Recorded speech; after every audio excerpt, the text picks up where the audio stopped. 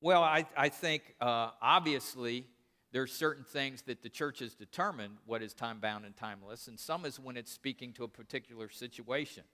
What is a particular situation? Some people say, for Paul, that when he says in Corinth, he said, I don't allow women to be leaders in the church.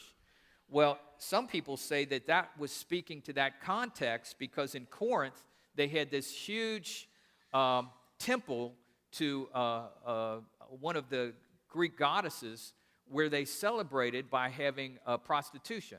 So the women that were priests in that temple were prostitutes, and you worship God by going to the prostitute in that temple.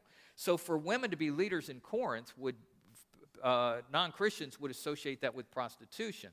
My wife did a project that when she was working on her graduate degree at University of Kentucky about women in the early church. Now we know Jesus had women as leaders.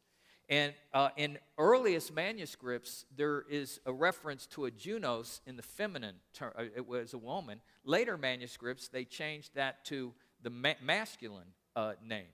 So what's amazing in the earliest scriptures, she was a woman. Somewhere in the church, there became some prejudice that it got changed to a masculine name. She did a great paper at the University of Kentucky, presented that on that.